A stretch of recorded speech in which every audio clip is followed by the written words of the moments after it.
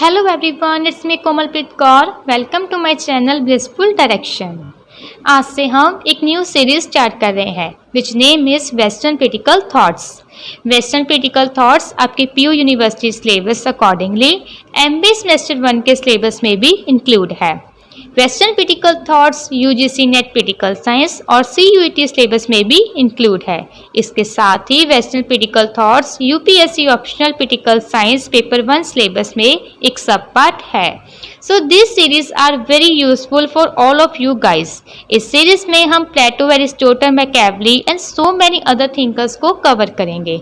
After this series हम western critical thoughts के हर एग्जाम के पर्सपेक्टिव उनके प्रीवियस ईयर क्वेश्चंस को भी कवर करेंगे. हर एग्जाम्स के प्रीवियस ईयर क्वेश्चंस की आपको डिफरेंट प्लेलिस्ट मिल जाएगी. सो यहाँ तक मैंने आपको हमारी प्रेपरेशन स्ट्रेटजीज का एक ओवरव्यू दे दिया है. अब हम अपने टॉपिक को स्टार्ट करते हैं. इस लेक्चर की स्टार्टिंग में कोट से करूँगी जो प्लेटो ने खुद लिखा है. Never discourage anyone who continually makes progress no matter how slow. ये कोट आपको ये मैसेज देता है कि आप कभी भी किसी को डिस्करेज मत करो, किसी को डिमोटिवेट मत करो. लेकिन मैं आपको इस कोट के थ्रू ये मैसेज देना चाहती हूँ कि किसी के साथ साथ आप खुद को भी डिस्करेज मत करो, खुद को भी डिमोटिवेट मत करो.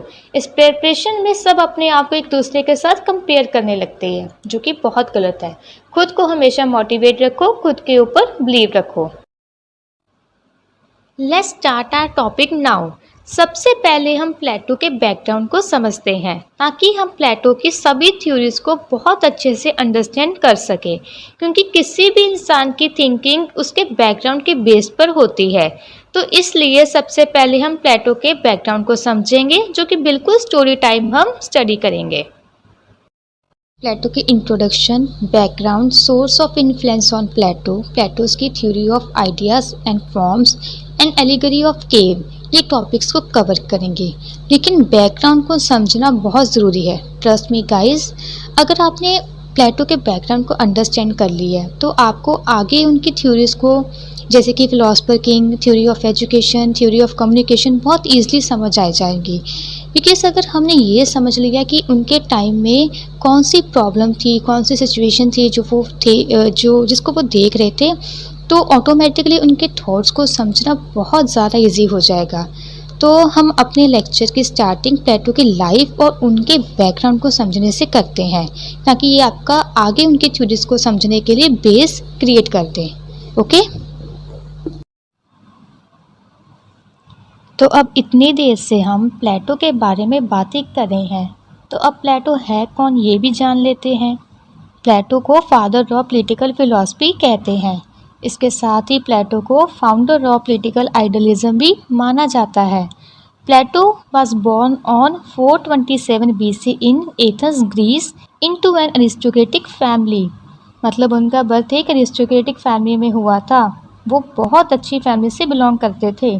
प्लेटो सोक्रेट्स के स्टूडेंट थे और वो अरिस्टोटल के टीचर हुआ करते थे. प्लेटो की एजुकेशन किन के अंडर हुई थी? सोक्रेट्स के अंदर. He studied under Socrates, whose methods and ideas greatly influenced in his own philosophy. Okay?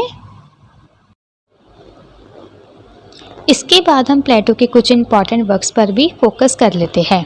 अगर आप डिस्क्रिप्टिव एग्ज़ाम लिखोगे, फॉर एग्जांपल मास्टर्स, पीजी के लिए यहाँ पर पढ़ रहे हो और पीएसआरआई ऑप्शनल के लिए ये सीरीज़ देख रहे हो, तो अगर आप ये इंपॉर्टेंट वर्क्स अपने किसी क्वेश्चन रिलेटेड लिख दोगे तो अच्छा इंप्रेशन पड़ेगा. लेकिन अगर आप सीयूईटी एग्ज़ाम या कोई और एमसीक्यूज़ बेस्ड एग्ज़ाम के लिए ये सीरीज़ देख रहे हो, तो आपको ये सभी वर्क्स याद होने चाहिए. ये आपसे एमसीक्यूज़ में पूछे जा सकते हैं. ओके, तो इस बात का ध्यान रखना. अगर आपको ये याद हो रहे हैं तो याद कर लेना.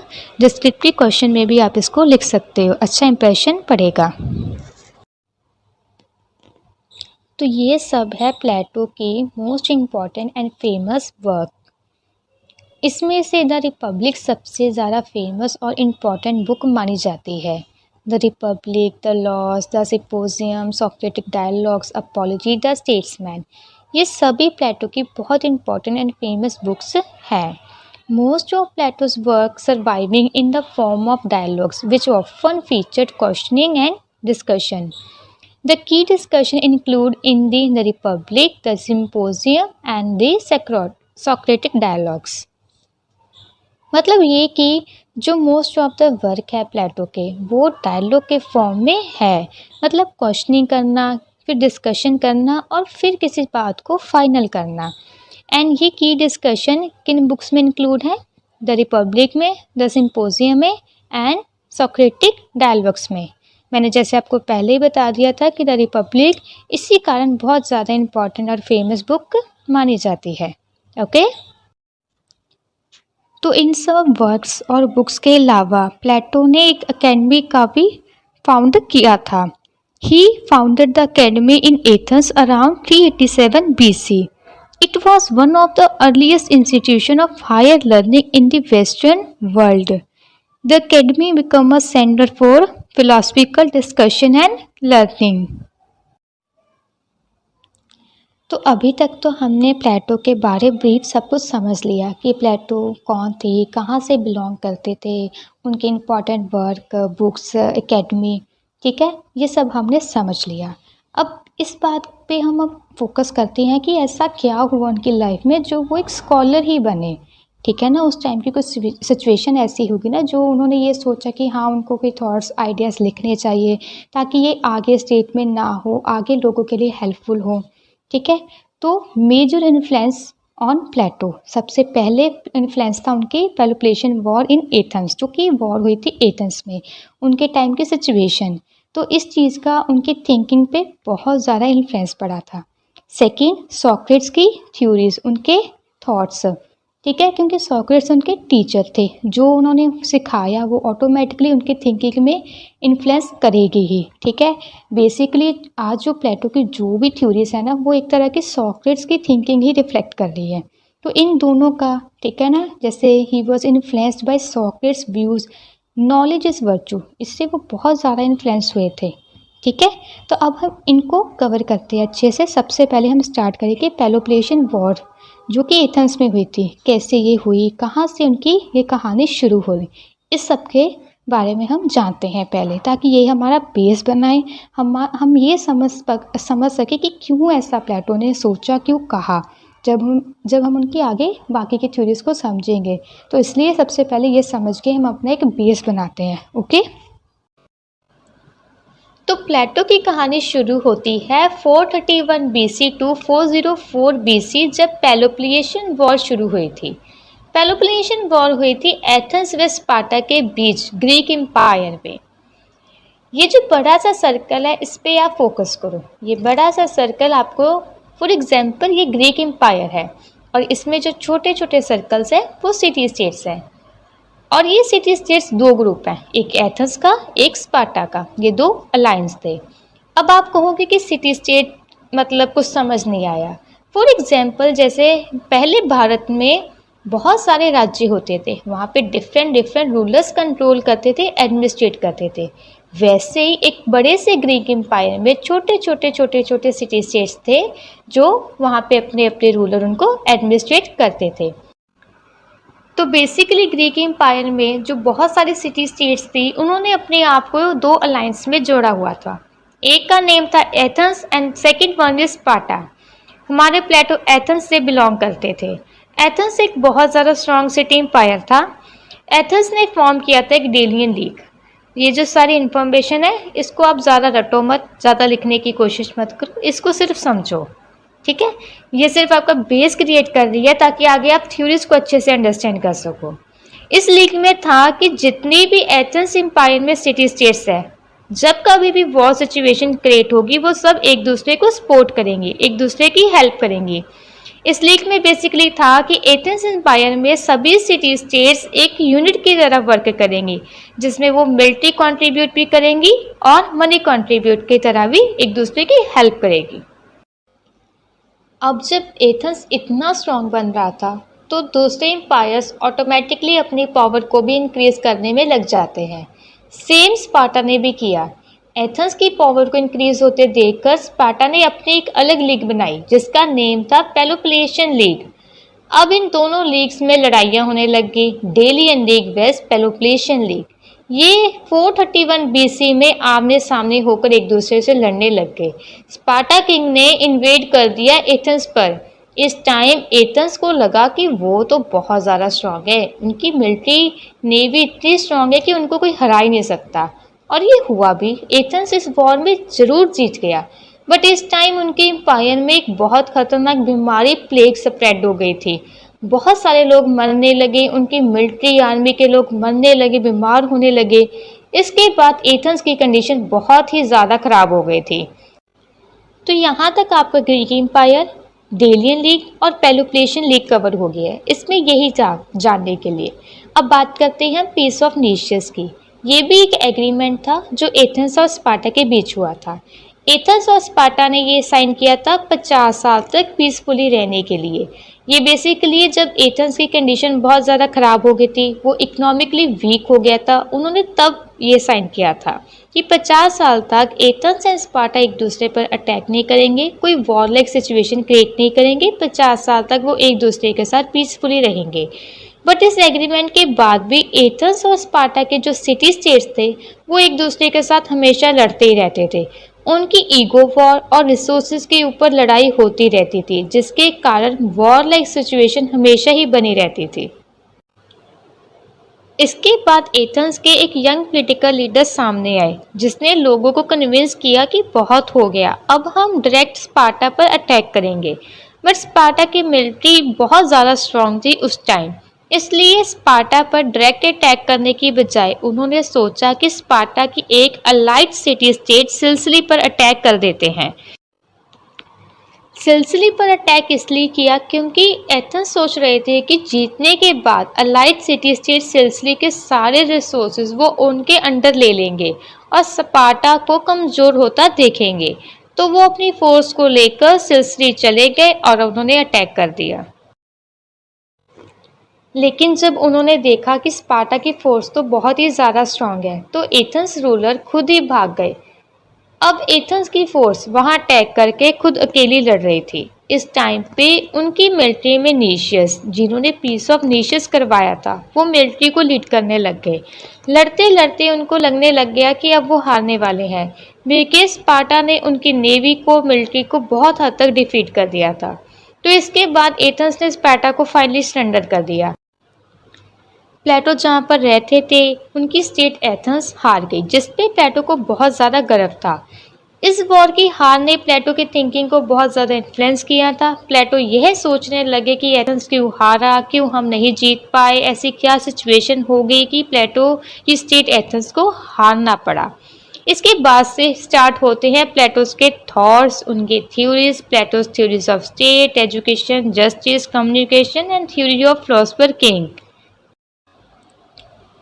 इसके बाद नेक्स्ट है हमारा topic major concern Plato as thinker. To regain the glory of Athens and become the ideal state means the perfect state. Now Plato wanted to know the reason behind the downfall of Athens.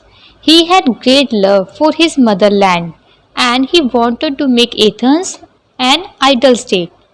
मतलब कि जब उसका Athens हार गया तो अब उसका main motive अभी तक ये बन गया था कि ऐसी क्या प्रॉब्लम्स आई थी कि उसको हारना पड़ा। उसने उस प्रॉब्लम को स्टडी करना शुरू कर दिया था।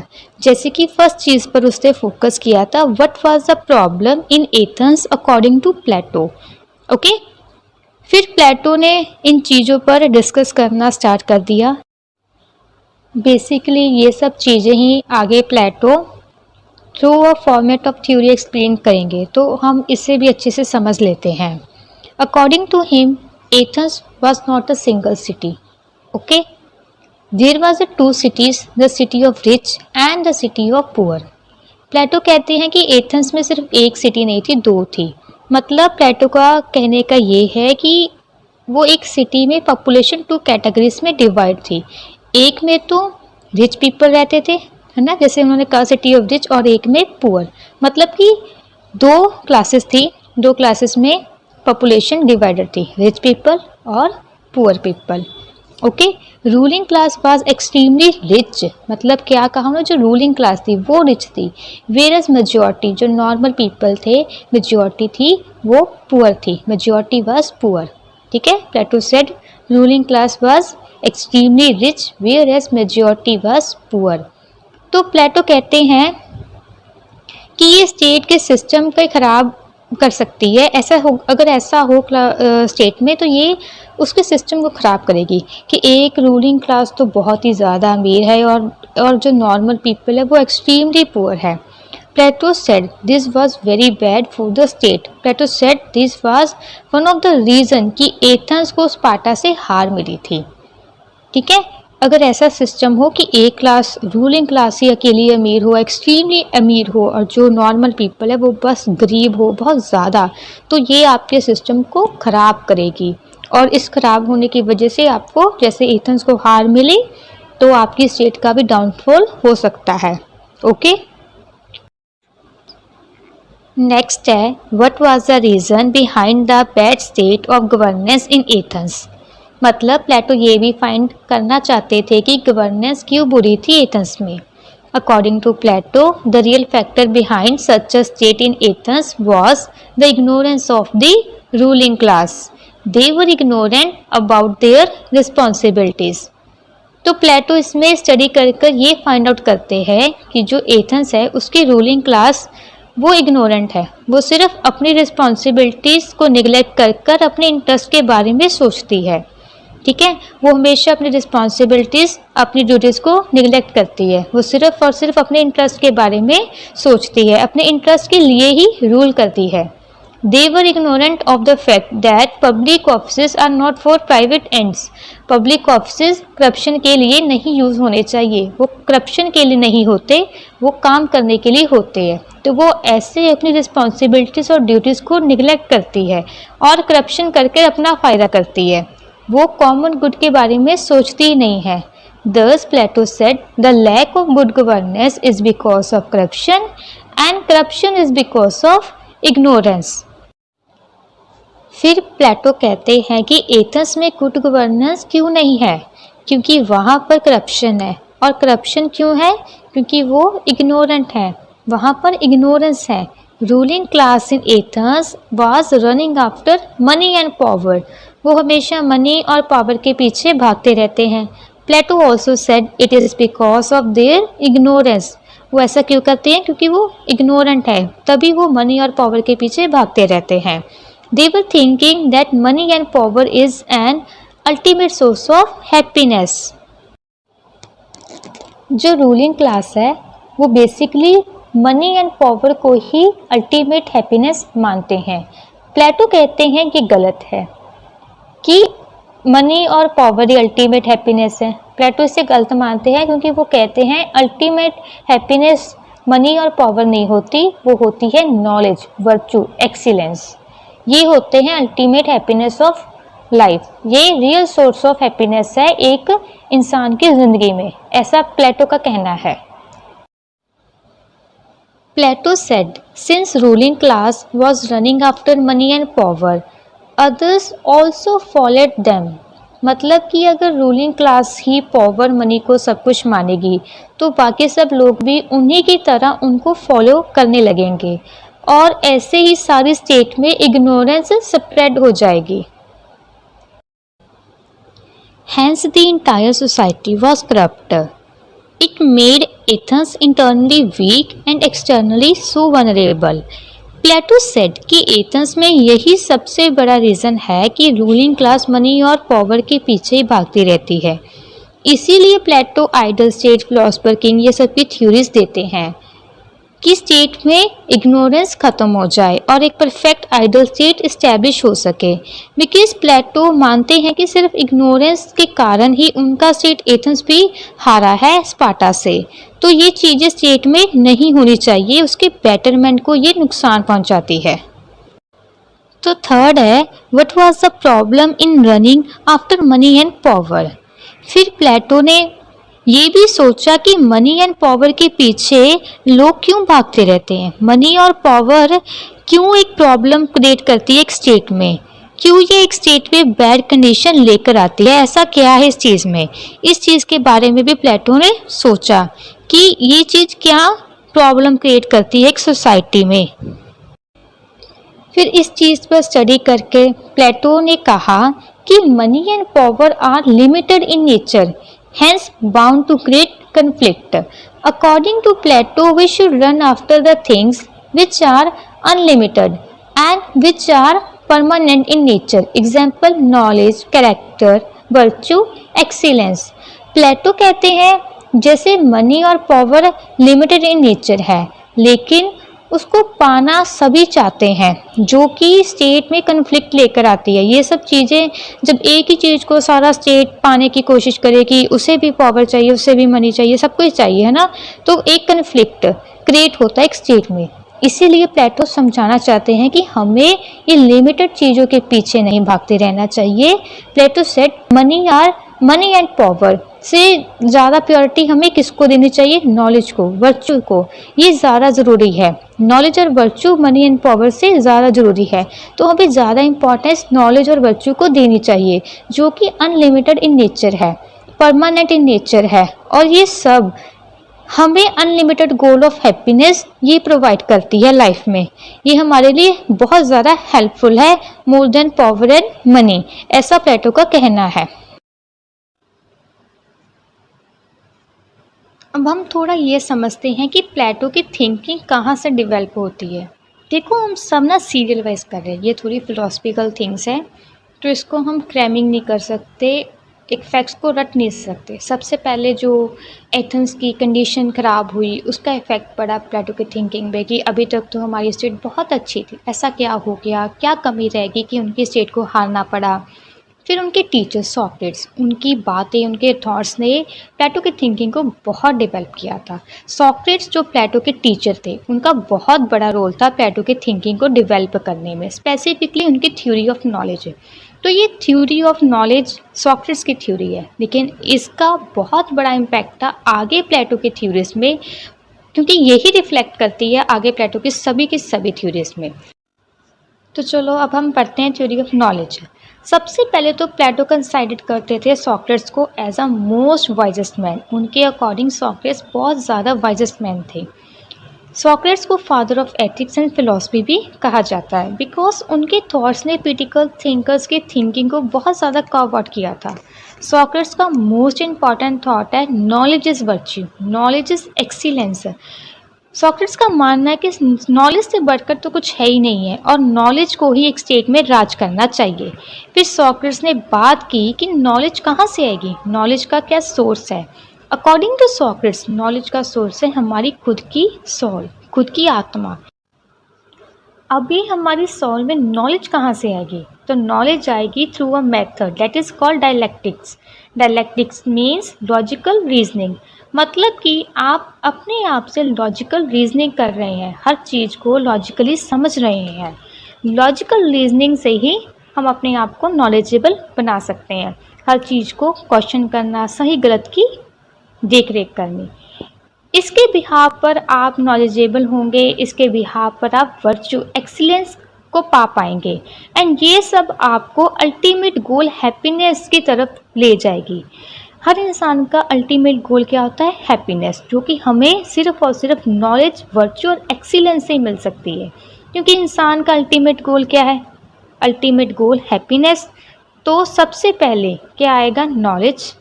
नॉलेज इज़ वर्च्यू और एक्सीलेंस। ये सब हम क्यों करेंगे? क्योंकि ये हमें हैप्पीनेस को गेन करने में हेल्प करेगी, जो इंसान का अल्टीमेट गोल है, जो हर इंसान की लाइफ में बहुत ही ज़्यादा ज़रूरी है। तो ये है थ्योरी ऑफ नॉलेज, जो कि प्लेटो कह गए कि पर्पस ऑफ लाइफ क्या है? हमारे पास नॉलेज और एक्सीलेंस होनी चाहिए, ताकि हम अल्टीमेट गोल हैप्पीनेस को अचीव कर सके। प्लेटो ने इसके लिए एक एग्जाम्पल भी दी थी, एग्जाम्पल से समझो। For example, when a shoe maker makes nice shoe, his creation is a source of happiness. मतलब जब शू मेकर कोई शू बनाता है, तो उसकी अपनी क्रिएशन, तो वो खुद अपनी क्रिएशन को देखकर बहुत खुश होता है कि हाँ, उसने कितनी अच्छी क्रिएटिविटी की, कितना अच्छा शू बनाया। तो ये चीज़ उसकी नॉलेज, उसकी क्रिएटिविटी उसको हैप्पीनेस देती है। ठीक है, when a shoe maker makes nice shoe, his creation is a source of happiness. तो अपनी क्रिएटिविटी को देखकर वो खुश होता है। ऐसे ही जब इंसान नॉलेजेबल होता है, तो वो अल्टीमेट गोल हैप्पीनेस को अचीव करता है। एक और एग्जाम्पल दी थी प्लेटो ने इसके लिए। Similarly, when we lead a good life, it will be a source of happiness of us. अगर हम एक अच्छी लाइफ जिएंगे, नॉलेजेबल लाइफ जिएंगे, तो ये हमारे लिए एक सोर्स ऑफ हैप्पीनेस बनेगी। तो देखो, इस थ्योरी में आपने ज़्यादा कंफ्यूज नहीं होना है। बेसिकली ये थ्योरी है नॉलेज इज़ वर्च्यू, जो आपको ये कहना चाहती है कि नॉलेज का सोर्स क्या है, हमारी खुद की सोल। और ये कैसे मिलती है? डायलैक्टिक्स से। डायलैक्टिक्स मीन्स क्या था? लॉजिकल रीजनिंग से। और ये सब हमें क्या प्रोवाइड करती है? हैप्पीनेस। जैसे मैंने आपको स्क्रीन पे एक फ्लो चार्ट बनाया है, छोटे छोटे कीवर्ड्स, इसको समझो, इसको याद करो, ये आपको हेल्पफुल करेगी। ठीक है, ये आपके लिए बहुत हेल्पफुल रहेगी। एंड यस, अब हम इससे आगे मूव करते हैं। अब मैं आपको ये समझाना चाहती हूँ कि नॉलेज भी दो टाइप की होती है। आपको ये भी पता होना चाहिए कि नॉलेज भी दो तरह की होती है। एक तो ट्रू नॉलेज होती है, जो इंसान को इनलाइटनमेंट से आती है, डायलैक्टिक से खुद आती है, ये होती है ट्रू नॉलेज। सेकंड होती है फेक और rhetoric knowledge. Rhetoric is like एक तरह की assumption, fake assumptions, fake belief, जिसे झूठ कहते हैं। अब इसके लिए मैं आपको एग्जांपल दे सकती हूँ। ये नॉलेज सिर्फ देखने को लगती है, लेकिन ये नॉलेज असली नॉलेज नहीं होती है। एग्जांपल, जब इलेक्शंस पास में आते हैं तो बहुत सारे लीडर आके हमें ये कहती है कि हम ये करेंगे, ये स्कीम लेके आएंगे, ठीक है, आपको ये फैसिलिटीज़ प्रोवाइड करेंगे। तो लेकिन ये सब झूठ होता है। आपको पता है कि this alls are fake beliefs, fake assumptions, क्योंकि ऐसा कुछ नहीं होने वाला। अगर होगा तो 50% होगा, 50% उसमें फेक प्रोमिसेस होते हैं। तो ये क्या है? ये एक तरह की रिटोरिक, फेक नॉलेज है। जबकि ट्रू नॉलेज आपके मन से आती है, ये इंसान की सोल के एनलाइटनमेंट के बिहाफ पर आती है। सो बेसिकली ये थी हमारे सॉक्रेट्स की थ्योरी ऑफ नॉलेज। इनकी थ्योरी ऑफ नॉलेज ने बहुत ज़्यादा मदद की थी प्लेटो की थिंकिंग को डेवलप करने के लिए। प्लेटो ने बहुत कुछ सीखा था इस थ्योरी से। इस थ्योरी के बेस से प्लेटो ने सोचना शुरू किया था कि उनकी स्टेट एथेंस इसलिए हार गई क्योंकि वहाँ पर रूलर नॉलेजेबल नहीं थे। अकॉर्डिंग टू प्लेटो ऑल्सो, राज होना चाहिए एक नॉलेजेबल पर्सन का। जो एक नॉलेजेबल एक्सीलेंस पर्सन है, वही एक अच्छा रूलर बन सकता है। अब हम पढ़ते हैं प्लेटो की पॉलिटिकल आइडियोलॉजी के बारे में। पॉलिटिकल आइडियोलॉजी क्या है प्लेटो की? जो स्कूल ऑफ थॉट्स हैं जिससे प्लेटो बिलोंग करते हैं, वो है idealist school of thoughts. Basically दो स्कूल ऑफ थॉट्स होते हैं, एक होते हैं idealist and second realist. Idealist में क्या होता है? जिसमें आइडियाज़ को ज़्यादा इम्पॉर्टेंट मानते हैं, आइडियाज़ को रियल मानते हैं, और जो फिजिकल वर्ल्ड है उसको झूठ मानते हैं, उसको एक सिर्फ रिफ्लेक्शन मानते हैं। वेयरएस रियलिस्टिक में क्या होता है? जो रियल वर्ल्ड में, जो प्रेजेंट वर्ल्ड में चल रहा है, उसको ही हम सच मानते हैं और आइडियाज़ को हम प्रायोरिटी नहीं देते। तो ये दो टाइप के स्कूल ऑफ थॉट्स होते हैं। जो प्लेटो है वो कहाँ से बिलोंग करते हैं? आइडियलिस्ट स्कूल ऑफ थॉट्स से। अब आइडियलिस्ट स्कूल ऑफ थॉट्स क्या है? मैंने अभी आपको बताया है, जहाँ पर आइडियाज़ को रियल माना जाता है। आइडियलिस्ट में आइडियाज़ को रियल माना जाता है, और जो हम फिजिकल वर्ल्ड देख रहे हैं ये सिर्फ उसका रिफ्लेक्शन है, जिसमें बहुत सारी कमियां हैं, फ्लॉज है, और ये एक इम्परफेक्ट है। ओके। और फिर सेकंड आता है यूटोपियन, जिसका मतलब है इमेजिनेशंस। कुछ लोग, कुछ स्कॉलर्स प्लेटो की थॉट्स को यूटोपियन कहते हैं, कि जो भी प्लेटो के थॉट्स हैं वो एक इमेजिनेशन है, जिसमें जो भी है बस वो रियल नहीं है, वो सिर्फ इमेजिनेशन है, जिसको रियलिटी में लाना इम्पॉसिबल है। ये हम आगे क्रिटिसिज्म में बहुत अच्छे से पढ़ेंगे। मतलब जो प्लेटो के थॉट्स हैं वो इमेजिनेशन इन नेचर है, आज के समय में उसको रियलिटी में लेकर आना बहुत ज़्यादा इम्पॉसिबल है। ठीक है। अब थर्ड क्या है? थर्ड है what ought to be and what is. What ought to be का क्या मतलब होता है? कि ऐसा होना चाहिए, ये होगा, ऐसा होना चाहिए था, यही होना चाहिए। व्हाट इज़ क्या है, अब क्या चल रहा है। ठीक है। और जो प्लेटो की सभी के सभी मोस्टली थ्योरीज हैं, बल्कि सभी, मोस्टली नहीं, सारी की सारी theories what ought to be depend है। ठीक है। सो प्लेटो ने व्हाट ऑट टू बी, जिसके बारे में बताया है कि क्या होना चाहिए, रेदर देन व्हाट इज़। मतलब प्लेटो अपनी सभी थ्योरीज में ऑट टू बी बेस्ड बात करते हैं कि ऐसा होना चाहिए, ऐसा होना चाहिए था। ओके। व्हाट इज़ का मतलब मैंने आपको बता दिया है कि ये है, ये चल रहा है, ठीक है, जो प्रेजेंट में चलता है, जो सच है। सो बेसिकली जो नॉर्मेटिव स्कॉलर्स होते हैं ना, वो व्हाट और टू बी पर ज़्यादा फोकस करते हैं। जैसे कि प्लेटो ने ये बताया है, आइडल स्टेट होना चाहिए, फिलोसफर किंग इस टाइप का होना चाहिए स्टेट में, ऐसे एजुकेशन सिस्टम होना चाहिए। तो प्लेटो ने किस बेस पर अपनी स्टडी की है? व्हाट और टू बी। ओके, तो यहाँ तक आपकी प्लेटो की आइडियोलॉजी ये कंप्लीट होती है। ओके, चलो अब हम प्लेटो की फर्स्ट थ्योरी को स्टार्ट करते हैं, that is theory of forms और थ्योरी ऑफ आइडियाज़। इसको हम बहुत अच्छे से स्टडी करेंगे। तो ये सब चीज़ें ना फिलोसफिकल हैं, तो आप अपनी फुल कंसंट्रेशन से इस सब थ्योरीज को समझना। ओके, तो let's start.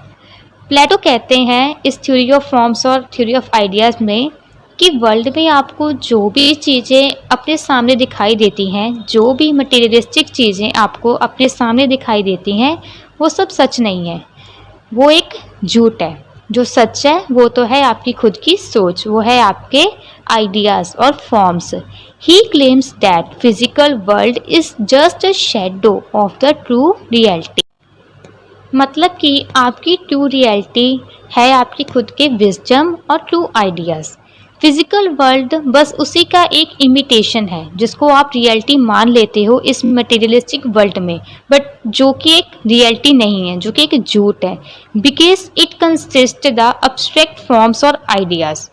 Plato said material world is just an imperfect imitation of these perfect forms. प्लेटो का कहना है कि आजकल जो लोग मटेरियलिस्टिक वर्ल्ड के पीछे पड़े रहते हैं, ये सब एक झूठ है, ये एक रियलिटी नहीं है लाइफ की। Plato said reality is the shadow of ideas. He emphasized on the pursuit of knowledge, wisdom and justice in governance. Which means Plato का मानना था कि इंसान को मटेरियलिस्टिक चीज़ों के पीछे नहीं भागते रहना चाहिए, बल्कि इंसान को नॉलेज विजडम को गेन करना चाहिए। प्लेटो हमेशा आइडियाज़ को मोर प्योरिटी देते हैं over the matter, over the materialistic world. Plato खुद एक आइडियलिस्ट हैं जो वैल्यूज़ बहुत ज़्यादा देते हैं फॉर्म्स और आइडियाज़ को। ओके, अब हम समझते हैं एलिगोरी ऑफ द केव, जो इसी थ्योरी ऑफ आइडियाज़ का एक पार्ट है। देखो, एलिगोरी ऑफ केव में ये है कि एक केव थी, उस केव में कुछ इंसान हैं जो गुफा की ओपनिंग साइड की तरफ बैक कर बैठे हैं और गुफा की वॉल साइड की तरफ उनका फेस है। अब गुफा के पास एक जगह आग लगी हुई थी, जिसकी वजह से बाहर जो था उसकी शेडो सामने केव की वॉल पर बन रही थी। अब बाहर जो था रियलिटी में वो तो उनको दिखाई नहीं दे रहा था, क्योंकि वो बाहर की साइड तो बैक कर बैठे थे, और जो सिर्फ एक शेडो थी उनको वो सच मानने लग गए। तो अब वो सब उसी शेडो को रियल और रियलिटी मानने लग गए। बट रियलिटी तो ये है कि जो उन्हें दिखाई दे रहा है, it's nothing but an illusion of reality. वो एक इल्यूजन है जस्ट, वो सच से बहुत ही ज़्यादा दूर है। They were considered it reality just because they are ignorant, they have no knowledge, इसलिए उनको रियलिटी का पता ही नहीं है। तो प्लेटो ने इस पिक्चर्स की एग्जाम्पल से ये समझाने की कोशिश की है कि इंसान अगर इग्नोरेंट होता है तो वो सच्चाई से बहुत ही ज़्यादा दूर होता है, वो सिर्फ मटेरियल वर्ल्ड में जीता है और रियलिटी वर्ल्ड में नहीं जीता है। तो यही चीज़ प्लेटो ने अपनी थ्योरी ऑफ आइडियाज़ में समझाया है थ्रू द एलिगोरी ऑफ केव। अब इस एलिगोरी ऑफ केव में देखो, जो इंसान केव के अंदर है उनके हाथ बांधे हुए हैं। ये चीज़ ये शो करते हैं कि उनको मटेरियलिस्टिक वर्ल्ड, फेक बिलीव्स और एक इल्यूजन ने जकड़ा हुआ है, उनको रियलिटी से दूर किया हुआ है। अब ये सिचुएशन इतनी डिफ़िकल्ट है कि इंसान रियलिटी से दूर है, रियलिटी को नहीं देख पा रहा है, इग्नोरेंट है, उसके पास नॉलेज नहीं है। तो यहाँ पर हमें ज़रूरत है नॉलेज की, नॉलेजेबल लीडर की। हमें ज़रूरत है एक नॉलेजेबल विजडम इंसान की, जो हमें इस फेक इल्यूजन से बाहर निकाल सके। तो प्लेटो ने इसमें समझाया कि इंसान कैसे इग्नोरेंट हो सकता है और इंसान को आइडियाज़, नॉलेज को बहुत ज़्यादा प्योरिटी देनी चाहिए एज़ कम्पेयर टू मैटर्स और materialistic world. Because physical world का क्या है, आज है कल नहीं है, बट आइडियाज़ एक ऐसी चीज़ है जो इमॉर्टल है, जो कि रहने वाली है। Ideas is an असेंस।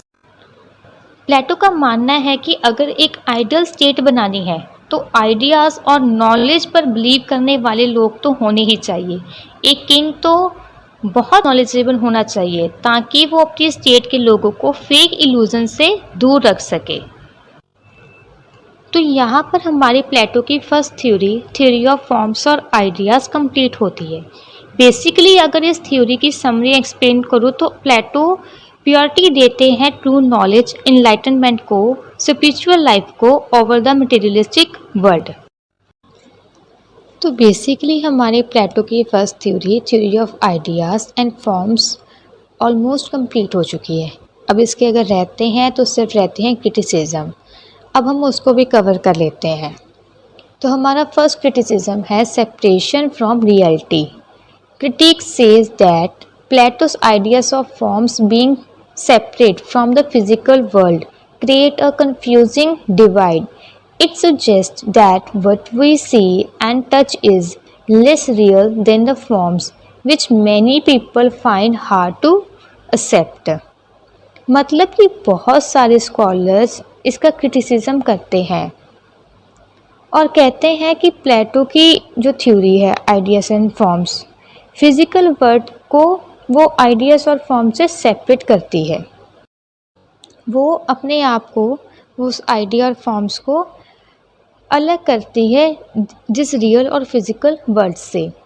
तो ये एक कंफ्यूजिंग डिवाइड है। स्कॉलर्स ये कहते हैं कि हम कैसे फिज़िकल वर्ल्ड को रियल ना माने जिसको हम रोज़ देख सकते हैं, जिसको हम टच करते हैं, जिसको हम अपनी आँखों से रोज़ हर चीज़ को देखते हैं, इस पूरे के पूरे फिज़िकल वर्ल्ड को उसको टच करते हैं, उसको हम कैसे ना रियल माने। और जो एक रियल जिसको प्लेटो कह रहा है कि ये आइडियाज़ रियल है और उसको जिसको हम देख नहीं सकते, जिसको हम टच नहीं कर सकते, उसको हम रियल मान ले। तो इस बेस पे कुछ स्कॉलर्स प्लेटो की इस थ्योरी का क्रिटिसिज्म करते हैं, ठीक है, कि जिस वर्ल्ड को हम देख सकते हैं, टच कर सकते हैं, उसको हम रियल ना माने, वो फेक है। जबकि वो कह रहे हैं कि ये कैसे हम मान लें, है ना। और जो आइडिया जिसको हम देख नहीं सकते, जिसको हम टच नहीं कर सकते, उसको हम रियल मान लें। ओके।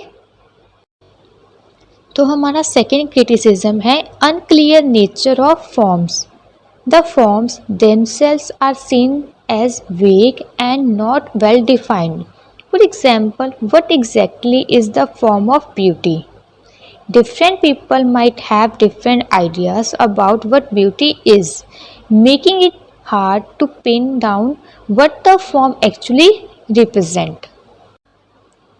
मतलब स्कॉलर्स ये कह रहे हैं कि आइडियाज़ फॉर्म ये खुद ही वेल डिफाइंड नहीं है, वेग है अपने आप में ही। एग्जाम्पल, ब्यूटी के बारे में आपका क्या आइडिया है? तो ये कोई सिलेक्टर तो नहीं है, अलग अलग लोगों के अलग अलग आइडियाज़ होंगे ब्यूटी के बारे में। तो स्कॉलर्स और क्रिटिक्स ये कहते हैं कि nature of forms and ideas is unclear. हमारा थर्ड क्रिटिसिज्म है how to forms influences objects. Plato claims that physical things are copies of forms, but critics question how this copying works. If a chair is a copy of the form of a chair, how does that happen? This connection is not clearly explained.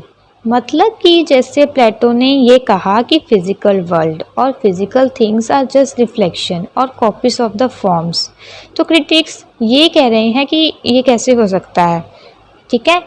मतलब कि एक chair है और वो forms की copy है, तो ऐसे कैसे हो सकता है? इसको जो क्रिटिक्स है स्कॉलर से क्वेश्चन कर रहे हैं। ओके। तो हमारा फोर्थ क्रिटिसिज्म है lack of real world evidence. Critics argue that Plato's theory does not have enough real world support. People learn about the world through their senses and experiences, while Plato's forms are based on abstract ideas that seems disconnected from everyday life. Critics कह रहे हैं कि इंसान world को sense और experience के साथ समझता है, ठीक है। मतलब जो भी इंसान लाइफ में सीखता है वो किससे सीखता है? जो वो सेंस करता है, जिसको वो देखता है, सुनता है, और एक्सपीरियंस, है ना, जो वो लाइफ में एक्सपीरियंस करता है। बट जैसे प्लेटो ने कहा आइडियाज़ रियल हैं, क्रिटिक्स कहते हैं ideas are abstract in nature and disconnected from everyday life. Okay, हमारा फिफ्थ क्रिटिसिज्म है moral confusion. Some critics believe that Plato's theory can lead to confusion about morals if forms exist in a separate world. It raises question about how we can use them to guide our behavior in the real world. This separation might make it harder to apply moral lessons to our daily lives. मतलब critics कह रहे हैं जैसे प्लेटो ने ideas को physical word से बिल्कुल divide और सेपरेट कर दिया तो ये एक कन्फ्यूज़न क्रिएट कर रहा है।